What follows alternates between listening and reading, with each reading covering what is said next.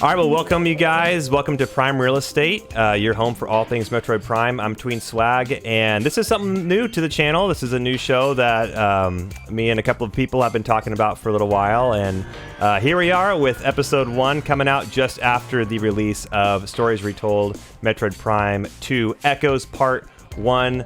Wow, that is a mouthful. For this episode, I'm really excited to be joined with Avenger, and Avenger has been following on the channel for quite a while. He and I have had quite a few back and forth conversations, a lot of Discord calls, and he actually was the one who provided one of the fonts for the video in Prime 2 Echoes Part 1. So I'm really excited to be joined by via Discord through the Streamlabs with Avenger. So Avenger, tell us a little about yourself, man. All right, so yeah, if you remember a few months ago, we did that initial kind of impromptu episode. So I got into Metroid through the GameCube. This is before I knew about Super Metroid, and really, when it comes to my involvement in the gaming community and stuff like that, it's mostly through modding. So I actually have a lot of experience in the Half-Life universe. So I've worked on Conscript, Opposing Force 2, and Project Borealis. It's been a crazy ride. You're working with people from Germany, South America, all of the United States. It's been, like I said, it's been epic. It's been crazy. And since then, I've gotten into composing music, kind of the Kenji Yamamoto type of style, Kelly Bailey. That's really what I'm into. And the song that you guys just heard was actually a remix that that Avenger worked on for getting us going. So that's our theme for Prime Real Estate. So that's really cool. And we talked about that a little bit on that stream about the fact that you're using some really cool analogs and different ways to compose the music, which is kind of cool because nowadays well, not everything, but a lot of things are done on software. So that's really cool that you got to hunt down some old school analogs and be able to use that. So where we're gonna go with this episode, this being the first one, is spend some time talking about the epilogues, right? This being the intro to the show, we want to talk about the intros to the game. And so where we're going to start is Metroid Prime.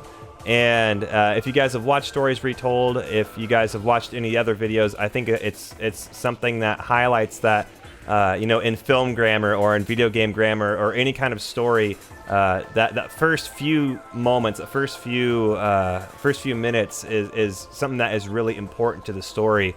Something that we talked about a lot in my college in film studies is basically, the first few moments really tells us how the movie is going to be experienced for the rest of the length. And I think that same thing is true of video games. The difference being is oftentimes that's a teaching moment for the person of how to encounter the game, right? We're being told the controls and things like that. But let's talk about the abstract and the minutia of the intro to Metroid Prime. So what were your thoughts on the space pirate frigate Orpheon, how we arrive and how you interact with that? So when Samus arrives, of course, we don't know who the character is. If this is your first Metroid game, which I honestly think this is one of the greatest, this is probably the greatest Metroid game for your first Metroid game, because of the calm atmosphere. Like, yeah, it's a little eerie, but when the camera fades in, you just see the stars, and you feel like you're floating. You're just like, and it's like the vastness of space. And, if you're an American player, you had the lovely privilege of not being exposed to the, I believe it was the PAL version. It had a gruff male introductory vocal, the cosmos. Which is, I've never heard that before, actually. I've been told I haven't heard it. No, it's just like, okay, I will compare it to George Lucas inserting no. Oh, okay. Darth Vader picks up Palpatine. It's like, oh dear Lord, no. Like, you don't always need a voice to communicate a story, especially something as compelling as the vast universe. Especially if you're playing it on Dolphin, you're playing it in 4K, 5K. you can see like all the individual planets like at the very end of observable space. It's just amazing. It's awesome. But yeah, the way that it that introduces the character is there's just a very it's dark, it's brooding, and when you see the ship for the first time, not just the Orpheon, but the main character's ship, the colors just throw you off because normally you think of red and blue. You know, it's like our superhero. It's like that's our hero, right? Everything is like a secondary color or an off color. I never thought about that. Throws you off. Yeah, it really. You think, oh wow, this like, is this gonna be a villain? Like you have no idea. Like nothing is grounded. Yeah, and I think that one of the things that for me was, which is such a surprise that I talked about, you know, it was a really fun intro for me because I had played as Samus on Super Smash, and you know, that was my favorite character. And so when it was revealed that Samus was a woman, I was like, oh my gosh, that's amazing. and I didn't get that reveal until the very end of the game. And so at the very beginning, I'm like, oh, right, this is what Samus is going to look like. Like, he's awesome. You know, yeah, he's so epic. Yeah, so I was like, this is so cool. And so, you know, now in retrospect, when I go back, it's like, dude, here is like an awesome like woman who is just like a total, you know, warrior, like coming up in here and like showing up like a boss, like doing like a quadruple front flip and landing and, you know, guns and blazing, just that kind of aspect. But it's interesting that, you know, that's kind of how she arrives, and she's arriving to a distress call. And so there's that kind of mix of character building for her, right? That she's also like really awesome in every sense of the way, but she's also responding to a distress call.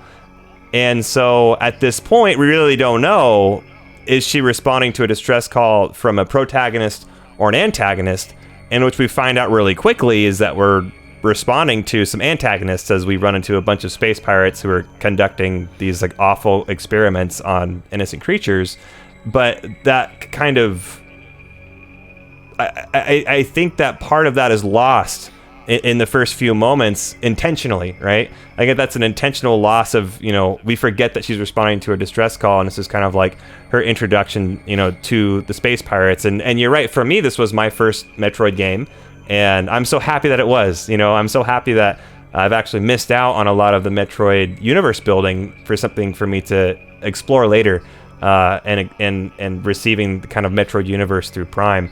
So let's kind of talk about the space pirates, and how did you feel when you first encountered the space pirates in that room that's full of bodies, you know, the fire and the creatures. Like, talk about how you feel when you walk into that room. You know, this is what George Lucas, I'm sorry if I mentioned George Lucas like 18 times. Hey, no problems with me. Well, there's this, he talks about maculate reality, basically a lived-in future. So obviously I didn't know what that term was as a kid, but that was what sucked you in. Samus's heads-up display, that's part of the reason why you forgot about the dynamics of where you are and who you are, because you're so sucked in by the fact that you're in a high-tech spacesuit that is highly ridiculously mobile and extremely flexible, and you have all this power and this access to this technology. With the space pirates, it's so anthropological.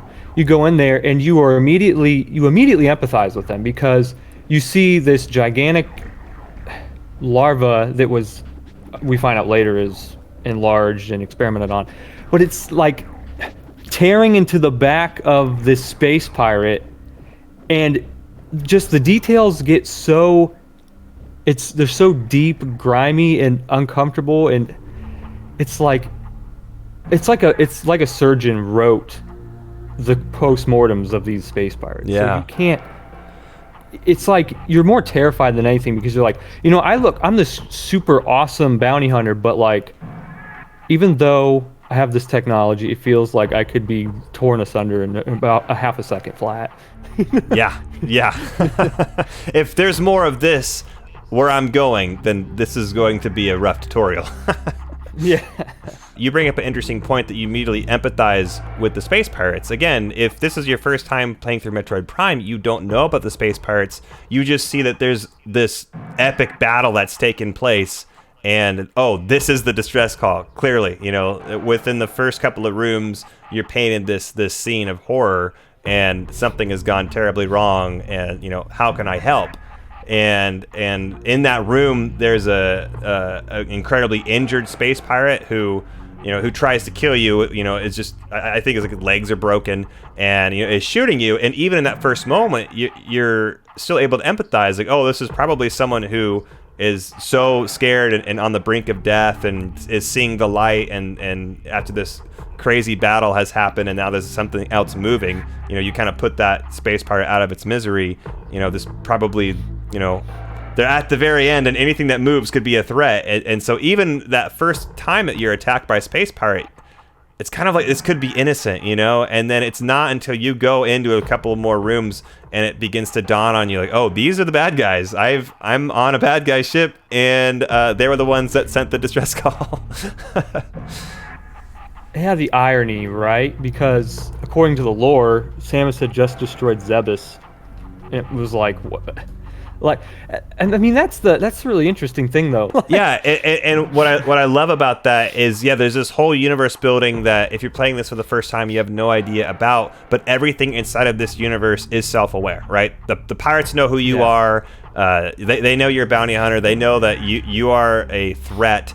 And unbeknownst to you, Meta Ridley, who is also on that ship that you don't know anything about, but Samus does, and the pirates do, and everything inside of this universe is incredibly self-aware, and here you are trying to unravel all of this, and nothing is spoon-fed to you. That's what I love so much about the Metroid Prime trilogy is that nothing is spoon-fed for. Well, I haven't played 3 yet. That's coming up real soon.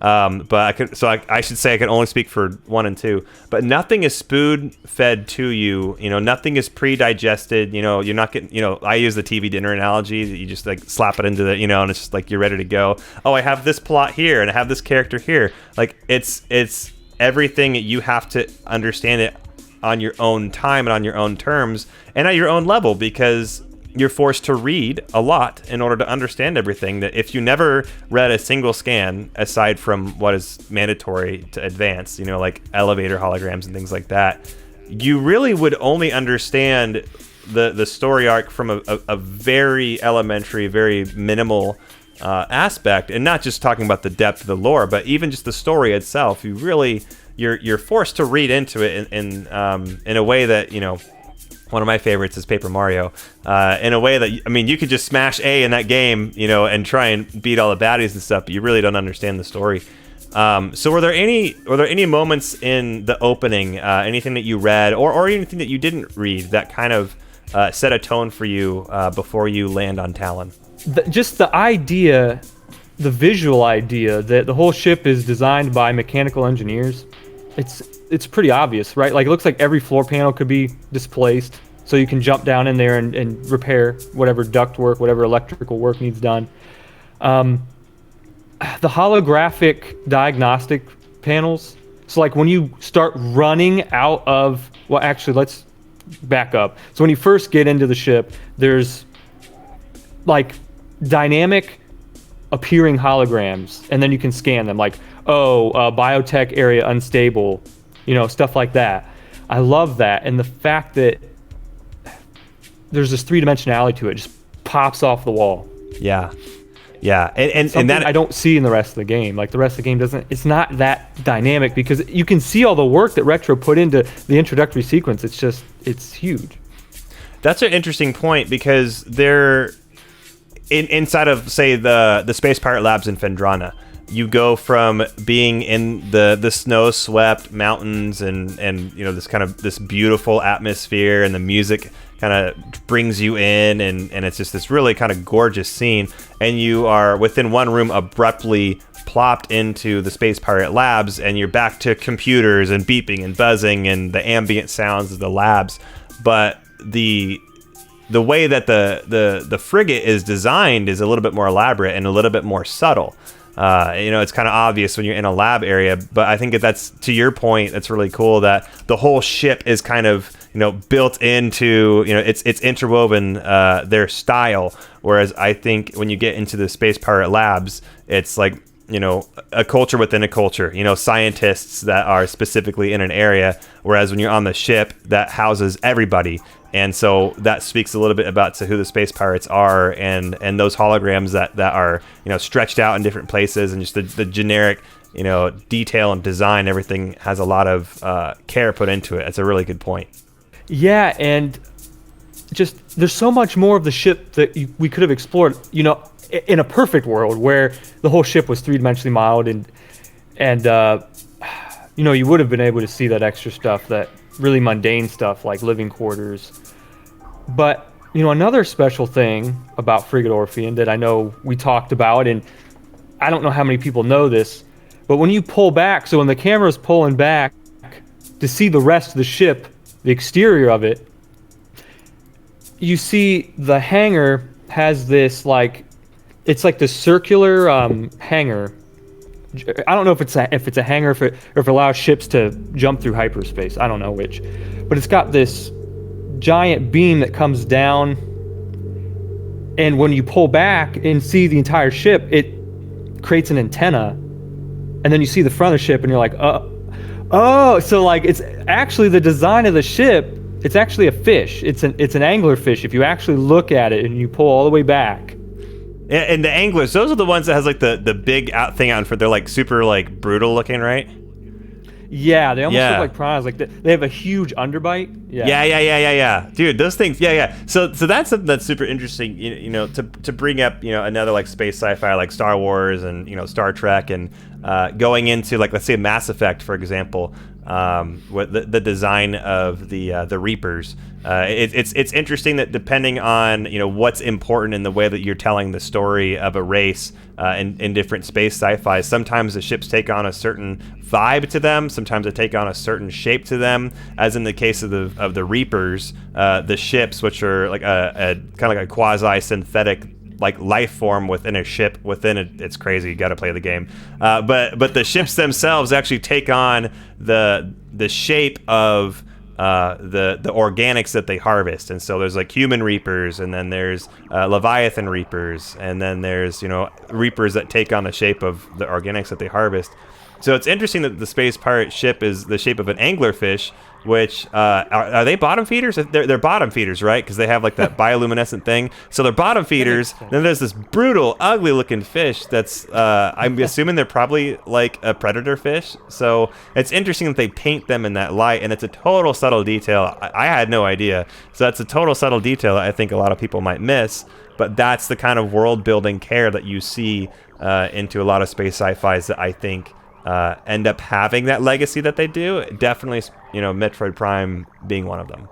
And I think that's how Retro and Research R&D Division 1 for Nintendo really set these games apart from other science fiction games, is that you do have these discombobulating, disorienting designs, like this spaceship shaped like a fish. And then the Chozo are avian, they're bird demigods. And then the space pirates are like a conglomerate of different creatures, almost like dinosaur, fish, bird, hybrid. Some lizard, some reptilian. Phoenix. They have flaming eyes. All sorts of stuff going on. Nobody ever talks about that. I know that sounds silly, it doesn't have any real implications for gameplay, but the flaming eyes are so awesome. Yeah, we talked about what the artistic thing is. I don't know why. We talked about that on stream a couple of weeks ago, I think, and we mentioned it, or somebody mentioned it, and I was like, wait, what? I had to go back, and they're like, yeah, go look. Someone on stream was like, go look at the cinematic of the Omega Pirate. That's a good shot of it. And I went back and we rewatched it, and it is a close-up of the face as the Omega Pirate dies, and the death animation, the moment of death is the eyes are on fire, and then it peters out, and the light, the lights go out, and dude, I had no idea, all these years of playing Prime, and and now doing videos covering it, extensively as we can, and that was a detail I completely missed, and that makes you wonder, okay, well, what's going on with that? Is that just a cool detail, or is there something more to that? and those kinds of aesthetic details. Sometimes there might be a cool lore behind it. Sometimes it's just awesome looking, right? But that's definitely something to the Space Pirates that, yeah, you're right. I think not a lot of people talk about. Let's talk about Echoes. Echoes, obviously that's very fresh on my mind because we have the Stories Retold series going into Echoes right now, and I've played through that opener a number of times for getting footage, and every time it kind of something new about it. Either I noticed something new, or there's a new, kind of thing that I recognize that I hadn't before. When was the first time that you played Echoes? Just a off the cuff question.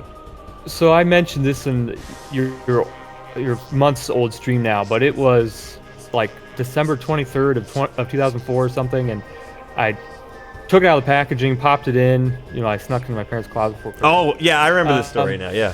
Yeah. I was like, man, this is oddly specific. It was right before Christmas, I remember that. Yeah, and so really it's the verticality, actually. You like pan up, and it's just like the first game, you got to pan up, right? But there's this gigantic web.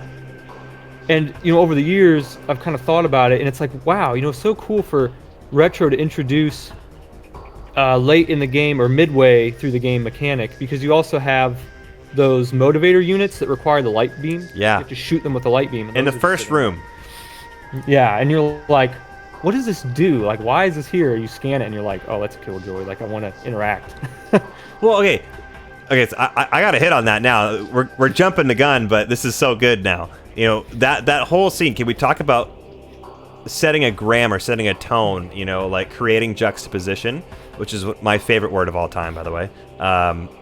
You talk about how you set the tone in the beginning of the game. You have the web, which you're gonna encounter later on, and you have the dark weblings and things like that. Then you have the motivator, the crystal that you're gonna come back to. But then when you come back way later in the game to get the ink cache for the key in order to open up the Sky Temple, you go back into the dark side of that room. Like, that room, which is the beginning of your story, you continue to go back to that room, which is something that you don't do in Prime, right? I mean, obviously you leave the Orpheon, but that's actually not true, because then you come down to the crashed Orpheon. So there's this element of you're leaving where you started, but you're actually coming back to where you started both times in both games, and I find that incredibly fascinating, because I think most games you create, Tutorial Island, and then you go to the main continent and you never come back to Tutorial Island. Maybe you do, but I think that's a lot of ways how games are often done, in a kind of universe exploring kind of game. RuneScape, for example, you go to Tutorial Land and you never come back, and I guess it's just so cool that, in Metroid Prime and in Echoes, you do come back in one form or another and into an area where it completely sets the tone.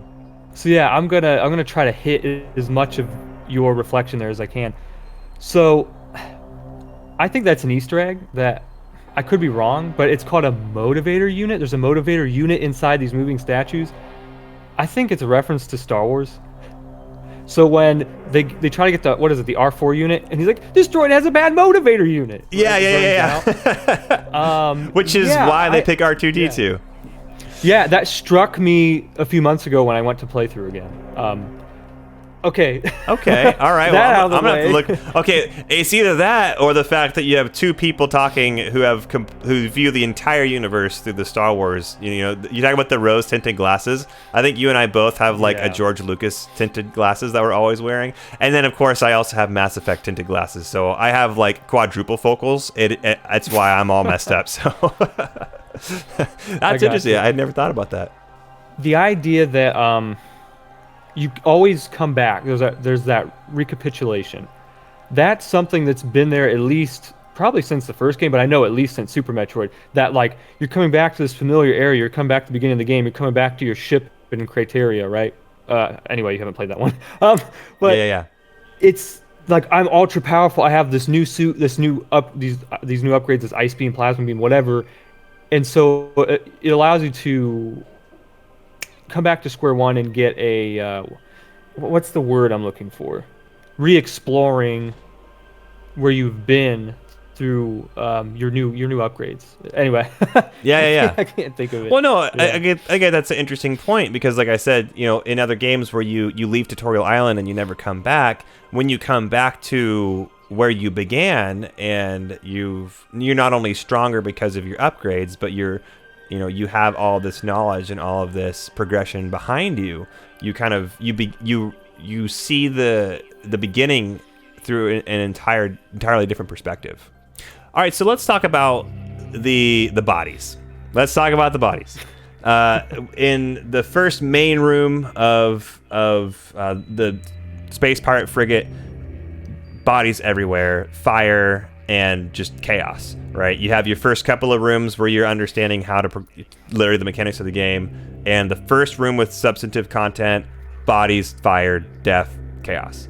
Same thing with Echoes. You take the plunge down into the subsection, and the first room with actual like substantive content is you have the bodies of the splinters everywhere. You go into the next room, there's bodies of the Federation troopers everywhere. Why is that important? Why do you think that's important? I think it's important to deny that my posse, the science team. Hey, dude! This hoodie, yeah. Dude, that's beautiful. What? I'll cover up for them. Those guys didn't actually die. That was just Samus tripping on acid. Oh my god! Yeah, I didn't even see that. That's so sick. Yeah, I needed to fit this in somehow. So dude, well done. T-shirt. About 10 years ago, some guy made a T-shirt. This is the Frigate Orpheon Science Team, and it was a very short run. It was maybe a few months that it was running for, and you could buy it. And I tried to go back and buy it, and it had been too late. So I'm like, okay, I'm gonna do it my way. So I go to this website. I slap the guy's, it's his logo. He's got a DeviantArt account. Can't remember his name. I was like, I want that design. So I slap it on this hoodie. And I got it on front and back, and it's actually got my name, my last name on it. Oh, that's beautiful. Yeah. So that's a one of a kind. Yeah. That's awesome.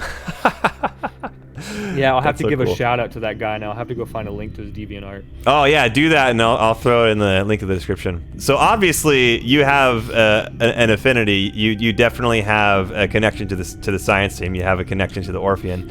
How did you feel then going into the Federation trooper area and seeing all those dead Federation troopers? I think one of the things that really struck out to me with the Echoes introduction is just how you have the same sense of discovery that you had in Prime, right? When you are on the frigate, you're scanning, you're figuring out who are the bad guys, who are the good guys, and all the scans that talk about the genetic mutation, and you're introduced to Phazon, you're introduced to several creatures which you will then encounter on the planet, and your sense of discovery is totally there.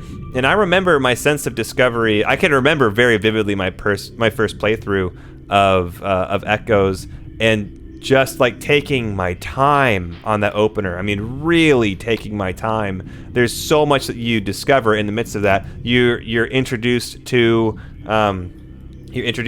first off the Marines. You're introduced to this dark presence that you're not fully understanding. That's basically doing like interdimensional necromancy. There's some crazy stuff going on there. You're introduced to the Dark Portal. You're introduced to Dark Samus, and you're introduced to the Luminoth, all within a very short amount of time. All within the epilogue. That is a big sandwich to bite out of in an epilogue. And I just remember taking that so slowly and trying to understand bit by bit. And now running it like I think I'm on 5th or 6th playthrough now. Like even still, I like to take that slow because it's such a power pack, to try and digest. How did you experience that for the first time? That's actually how I've always played the Metroid Prime games. I'm very much into the idea of being loyal to developer intentionality. So I respect that there's the speedrunning community, and Metroid kind of spawned that. But there's pacing for a reason, and there's story, there's lore, there's dynamics, there's intentionality behind it. So I just feel like I feel like I'm just backhanding Retro in the face. Before you know it, 30 minutes pass and you're done with the game. It's like, what did you absorb? Like, it's just a blur. It's like being drunk or something. I don't know. And that's something that's super interesting, though, because like the mechanics of the speedrunning, like, it is its own culture. It is its own community. And I actually am planning on bringing a speedrunner on here to talk about the culture, the climate, and, you know, what kind of discoveries did they have on speedrunning. Because it is its own kind of, you know, niche. I love speedrunning Battlefield 2 Modern Combat, and you know, all of, you know, what we talk about and sharing things on Discord, and it is its own community. But you're right that if that's your niche, then you're going to experience it completely different than if you're doing the opposite, which is, you know, taking one bite at a time, you know, very slowly, you know, and kind of taking it in. I have a thought, you know, outside of the PAL version. In all of Metroid Prime, and it's something I've talked about multiple times, the only audible dialogue, it's not dialogue at all, it's a warning on the space pirate frigate that says evacuate immediately, you know, a female voice that sounds nothing like the space pirates, which is an interesting thought. But that's the only thing you hear for the whole time. In Echoes, it's not a world-breakingly large amount, but you get to hear a few lines. You hear the space, or you hear one of the Federation troopers say, you know, hey, they're closing in fast. I need backup. So right off the bat, you've like quadrupled the amount of words. But then you get to hear the voice of the Luminoth in their native language. You don't hear the whole bit, right? We just get those bits and pieces there. How did you react to that? Maybe you had no reaction at all, and that's fine. I had a reaction. Did you have a reaction to that at all? Well, when I was a kid, I mean, you just subconsciously know that the world has been tailored to a human-sized person, a human-sized character. And so you're kind of expecting everything to be in English. And, you know, you're expecting it to be... Or Japanese. For your consumption. Yeah. Yeah, or like in Star Wars where there's like that Empire... I don't remember what it's called. Oh, well, Huddies. I love Huddies. No, it's like when Obi-Wan goes to turn the generators off, and it used to be in English, and they like there's this common language in the Empire. Yeah. The other thing, honestly, just have you ever noticed how the doorways are always too small for space pirates? Like I never noticed that. I never noticed that. Tall, but the doors are like they're perfectly same size. Anyway, I don't want to ruin Metroid Prime for everybody. Well, I mean, they could bend down. I mean, if I go to some places in Europe, you know, I'm gonna have a permanent bruise on my head. Yeah, but when it comes to the dialogue in the games, I think Clark Wen, the lead sound designer of Metroid Prime 2, he was definitely very intentional about making sure that the dialogue was high quality and it's synthesized. So it sounds like it was processed through a vocoder. Fun fact, technically, that's not, besides the PAL version, there was actually a monologue by Samus Aran that was recorded by, I just had her name, Jennifer Hale. So if you go into the video game files, you can actually hear a recording of her narrating the intro. Oh, so it's there. They just decided to not include it. There's a female, so there's Jennifer Hale, and her script is different, and then there's a male vocal for the PAL version that is included in the game that was released. Yep. Interesting. Wow, I had no idea. See, this is what's so cool. I love that we're doing these videos, and really what's happening is that I'm just up here learning, and y'all are helping me understand more about the game that I love, and that's so cool. As we kind of wind down, let's just kind of compare and contrast.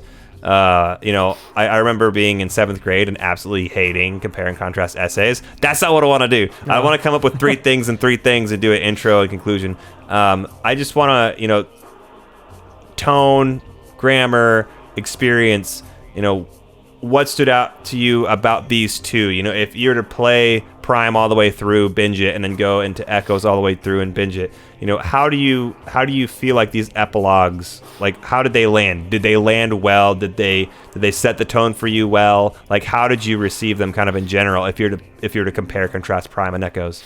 To compare them, even though Metroid Prime 2's introductory sequence is clearly organic and it's supposed to be like a cavernous system of caves, it's the Splinter's hive network. It definitely feels funneled. It's definitely linear. What's especially interesting is the the portal sequence, and Dark Samus comes out of the portal, or I mean enters the portal actually. I'm trying to think of how that works. I guess, is that technically like the Parasite Queen moment? Well, I was gonna say, you have an escape sequence in the intro or in the epilogue of Prime, and you don't have one in Echoes, but you have a cinematic where that effectively does take place, right? It's during the escape sequence in Prime where you all of your gear goes haywire from the explosion, and it's the same thing in Echoes, right? The cinematic, like, it's the I should not be here the moment, and then that's when everything goes. So there's not an escape sequence, but that effectively is a cinematic escape sequence, I suppose.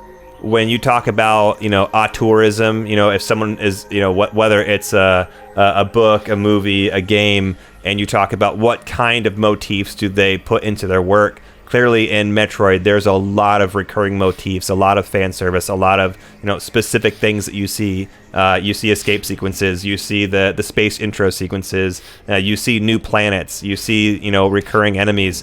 I like that.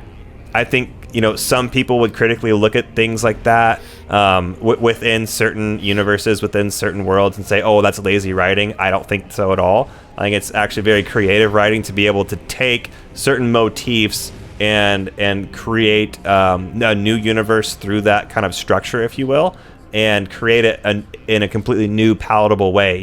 When I played Prime, when I played Echoes for the first time, my thought process wasn't, oh, well, this feels like a rehash to Prime. It was, oh my gosh, who are the Federation troopers and what's going on with this Dark Samus? And like, my mind wasn't on the motifs or the structure or the way that the epilogue was happening.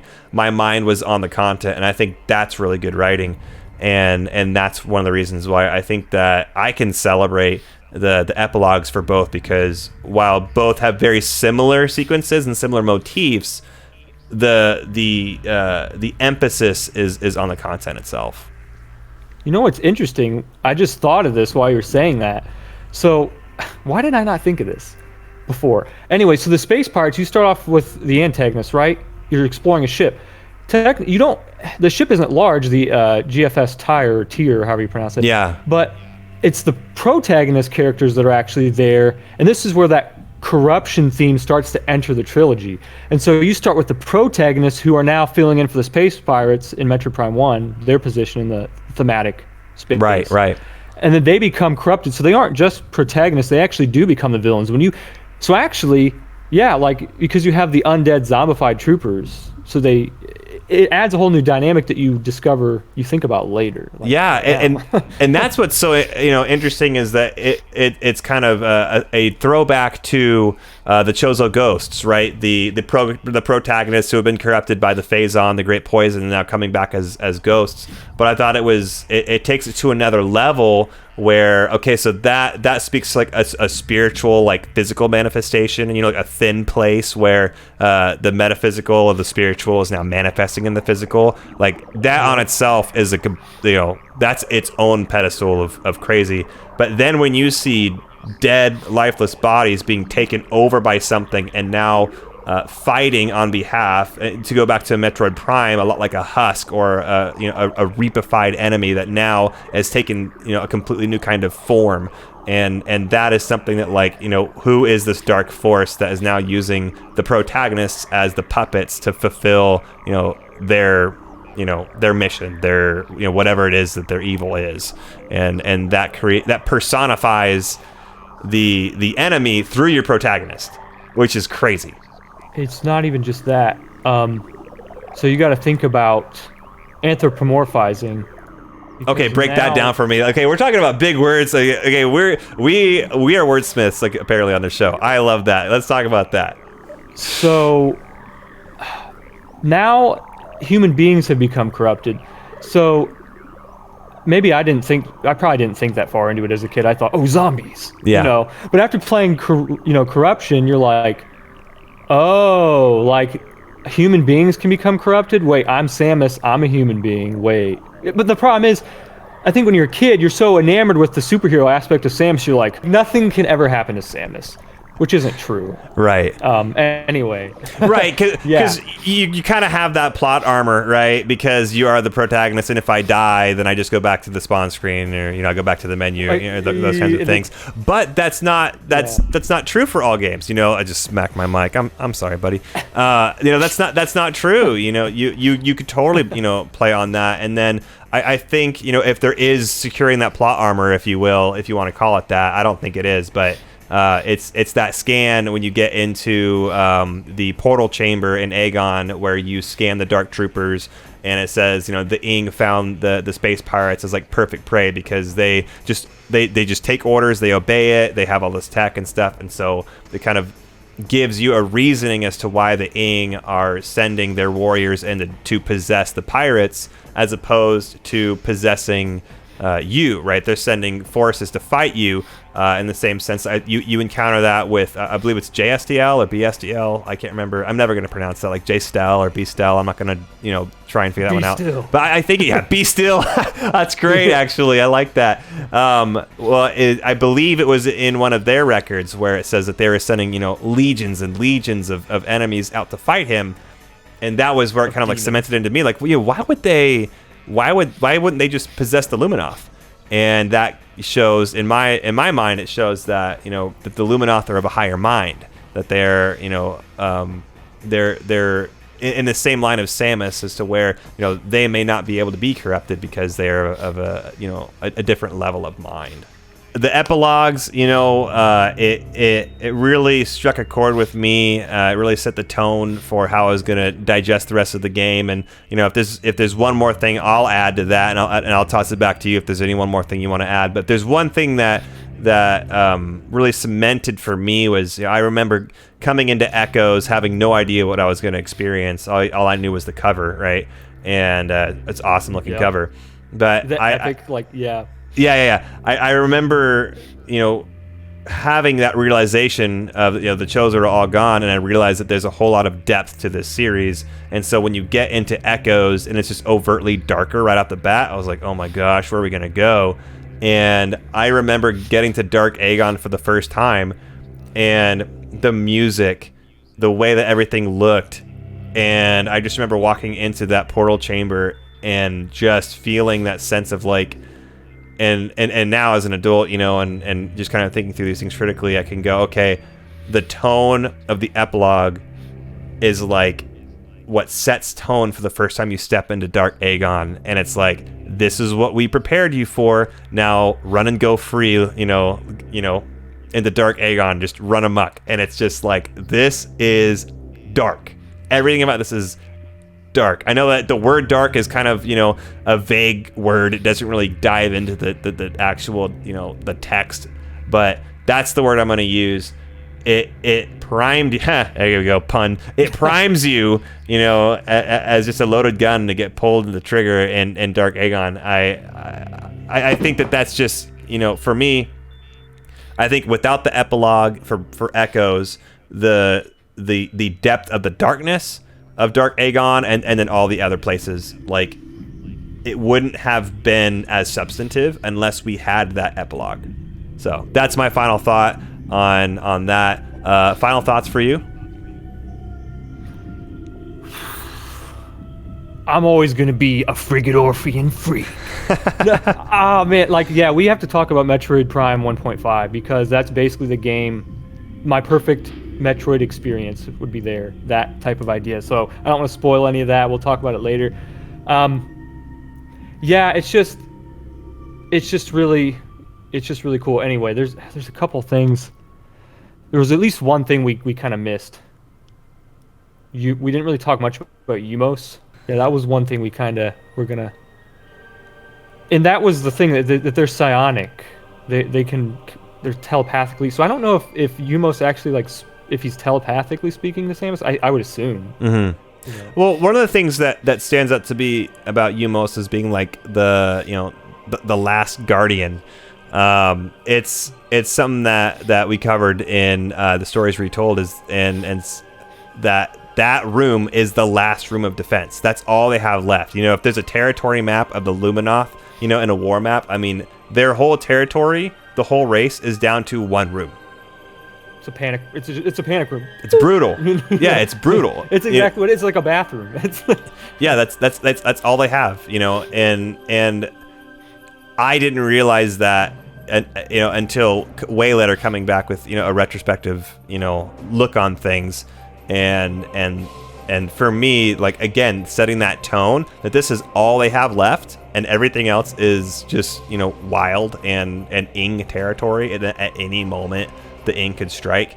That sets a tone that is a little bit more imminent than in Prime. Whereas Prime, like, what's at stake?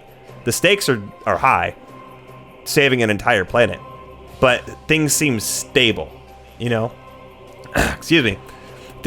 Hello. Let me take a sip of water here. I just have one thought and then we'll kill it.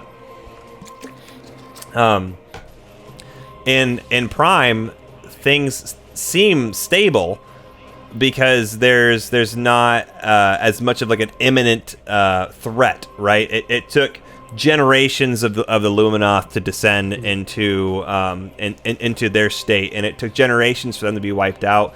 And we're seeing evolution happening at a very quick scale, yes. But even the pirates, they say it's going to be decades until it's a wasteland. And I mean that is very fast. Like, don't get me wrong, but your time in game is not going to be decades long. It is literally moments away. It's moments away potentially from the Luminoth being completely wiped out, and everything, all the stakes are on the table. That it makes everything all the more imminent. And that's the interesting thing, because I know I've said that a million times, but you're there after the Chozo are all allegedly gone, so all the actions already happened. The levels are a little bit less dynamic, and you also have to remember that the Ing are like shapeshifters, so they can like explode into particulate, like they're like the Ing storm. They're just tiny particles, and they can re-solidify. They can change states of matter, and that's something that you see, but you don't really think a lot about. For the Luminoth, they're like the demon to their angel, right?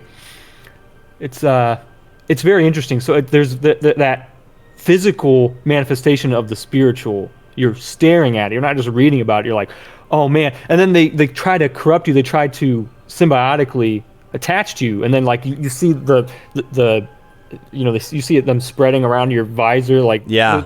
For all you know, they could be crawling around your arm, your legs, and you see it with the res bits too in Sanctuary Fortress. They're trying that you gotta control it, delete your suit, and it's crazy. Yeah, and it makes at any moment's notice, you could be under attack, and at any moment's notice it could be a legion, coming after you.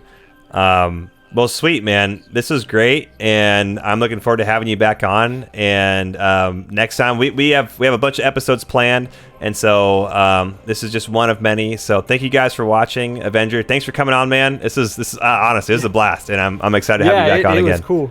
Yeah, good to see you. Right on, man. All right, well, thank you guys. That was episode 1 of Prime Real Estate, the Epilogues. We will see you guys next time.